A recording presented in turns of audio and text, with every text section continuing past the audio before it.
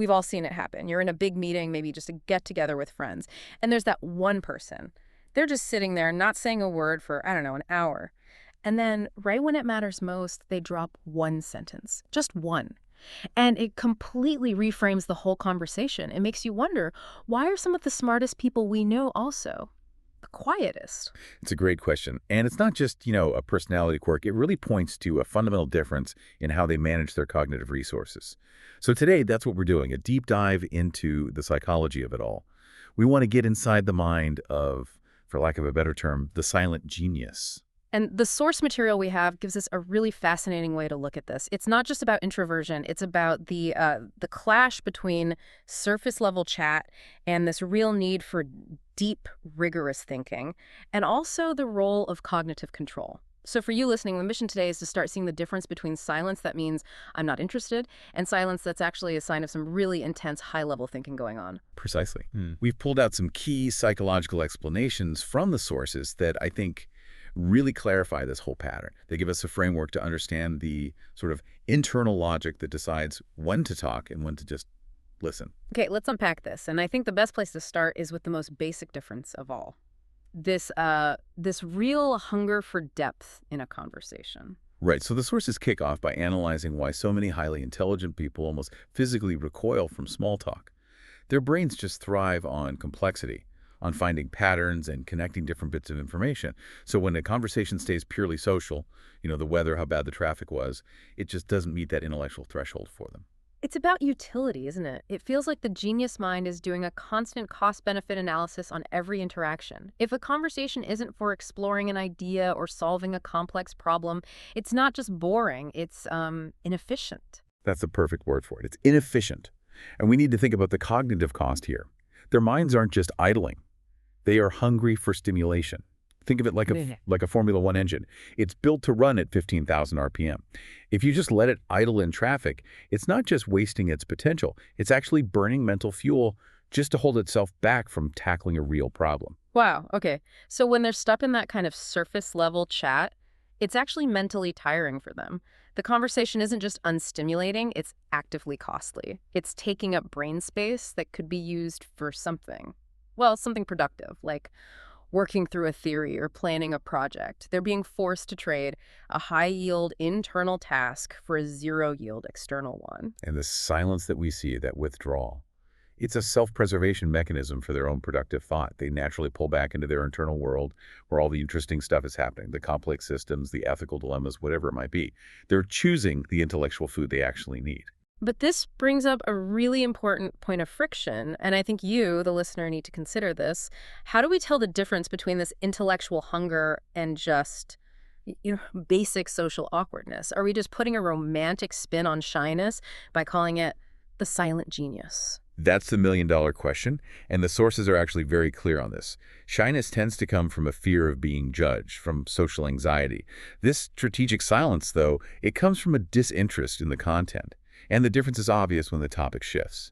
If the conversation suddenly pivots to something complex, say quantum computing or a tricky legal case, you'll often see that quiet person light up. They'll engage immediately with confidence and real knowledge because that core need for stimulation is finally being met. Right.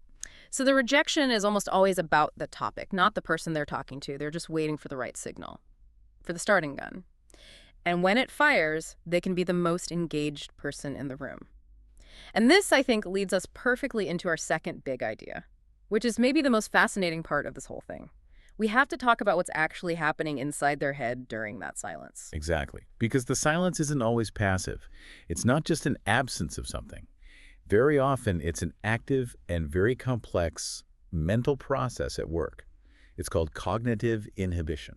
Cognitive inhibition. Okay, that sounds pretty clinical. What is it really? At its core, it's the brain's ability to hit pause, to suppress a gut reaction, an immediate impulse, or a thought that hasn't been fully baked yet.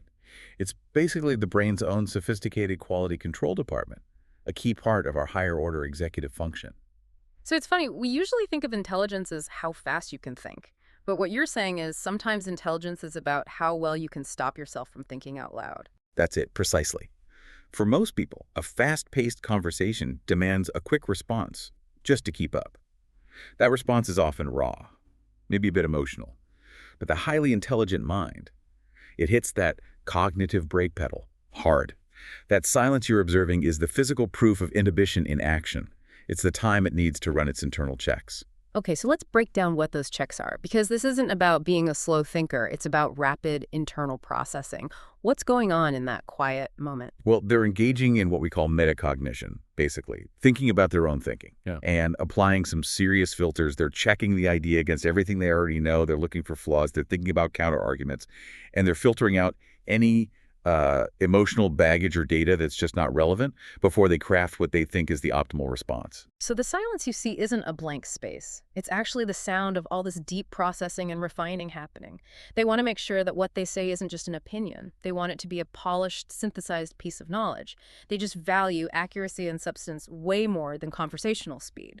And that takes incredible mental energy. Cognitive inhibition is not easy. Maintaining that filter, constantly pumping the brakes on your first impulse, it draws heavily on your working memory and your attention. Which is why, when they finally do speak, the result is so often powerful, they've spent a lot of mental resources to get it right. So if we zoom out a bit, this ability to use active inhibition, it really suggests a superior level of emotional and intellectual control. The willingness to just sit in silence is a sign that they care more about the quality and impact of what they say than the immediate need to participate. Their silence is a feature, not a bug. This is exactly where that concept of cognitive control, which we mentioned at the top, really comes into play. Cognitive control is just the brain's ability to manage its own thoughts and actions to serve an internal goal.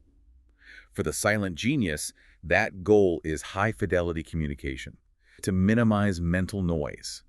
And silence is the tool they use to get there. That really changes how we should be looking at that quiet colleague or friend, doesn't it? So we've established it's not just introversion. It's really a result of two very specific psychological mechanisms. First, there's that intense intellectual hunger that makes small talk so unsatisfying it leads to withdrawal. And second, there's that powerful active mental brake pedal, that cognitive inhibition, which makes sure that when they do speak, the contribution is controlled and, frankly, superior. Okay, so what does this all mean for you, the listener, when you're trying to figure out what someone is thinking? So what here is pretty actionable, I think. It really is. When you see quiet, intelligent people, try to understand that their stillness can be a powerful sign of advanced thought and self-control. It's not necessarily boredom or shyness. If they're silent, they are either waiting for the conversation to meet their criteria, or they are intensely processing what everyone else has just said. You just can't confuse the empty space in the conversation with an empty mind. In fact, their desire for that cognitive stimulation and this ingrained habit of inhibition are the very things that shape how they communicate.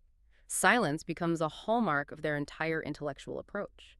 So the busiest place in the room is often inside the quietest person's head.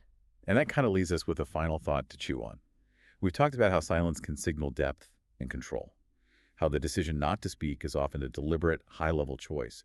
So does this suggest that in our own pursuit of wisdom, maybe the highest form of intellectual response is sometimes no response at all, forcing all of us to reflect on that tension between the need for verbal speed and the kind of quiet consideration that actually leads to wisdom? That is a compelling and challenging thought. Thank you for joining us for this deep dive into the psychology of staying quiet. We'll get you next time.